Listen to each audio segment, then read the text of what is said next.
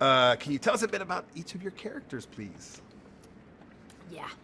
So, I play Kira, and she is... You meet her with Han in the very beginning. They've grown up together. And they've grown up in a kind of scrum rat environment of Corellia. You get a little bit of that. They are separated for whatever reason. And then later on in Han's life, she's reintroduced in a very different guise. And the guise that she's reintroduced is alongside one Dryden Voss, who's a badass mother. Who is a total... Yeah, I'm a sociopath who enjoys hurting people, has a really good time doing that. He's a gangster. He is a sort of... he's a sort of godfather figure. If you're going to do a spot of business, put a crew together and, you know, do a spot of business, a heist or whatever, you have to pay him tribute. And if you don't, things are going to go wrong for you really quickly. Yeah. And tell us what drew you to that kind of character. Well, that's my Sunday. So, what drew me to that sort of character?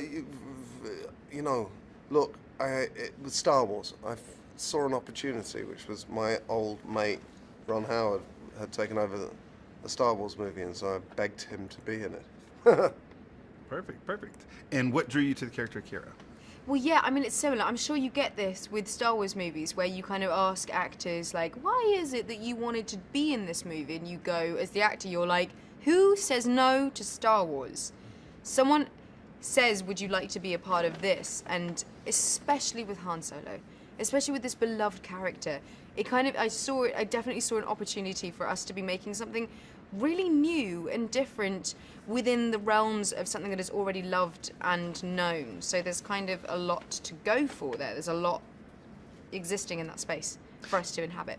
And then this is your first time being in Star Wars films. So Star Wars films comes practical sets and big, fun practical sets. Did you have any experiences that you wanted to share? Wow. My first day was magical. I remember the first time I was on a movie set. It was a TV set for a show called Wycliffe. And I remember it being so magical and thinking, I've got to remember this day and remember the feeling that it's given me. And I never had that feeling again until I was on the Star Wars set. And I walked down this sort of spiral staircase in you know, a starship that was my starship. And there was an R2 unit going by with champagne flutes on his head, and it was unbelievable. It was a wonderful... I felt like I was 6 years old again. And did you have a practical set experience?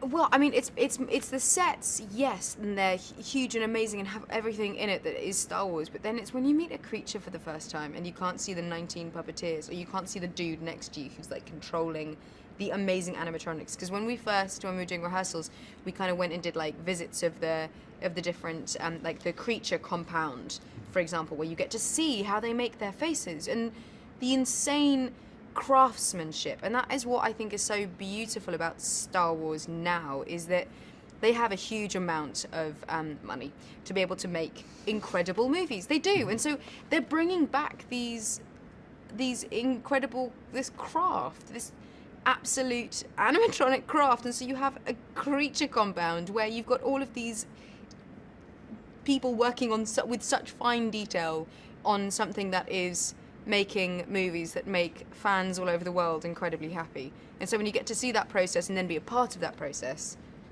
it's just fun. We get paid to have fun. It's sort of silly, really. That's cool. Everyone talks about, Ron Howard was talking to me about the 12-year-old kid inside, that you have to tap into your 12-year-old kid when you're working on a Star Wars film. What would your 12-year-old kid say about you guys being in a Star Wars film now? But I'm just... You know, it's just a stun. Like, you don't think my 12-year-old kid would never have even dreamed that this would be the life that I'd be living right now. That's for sure. No, me neither. Perfect. And then what do you expect audiences to take away from the film after they've experienced it? More love for a character that they probably already loved. Yeah, I think they'll have more understanding and insight into how Han learnt that it's better to shoot first and second. Yeah. That's awesome. I love that part last night. It was amazing. I have 2 questions for the in-home generics. One of them is working with Chewbacca. How was it working with Chewbacca on set?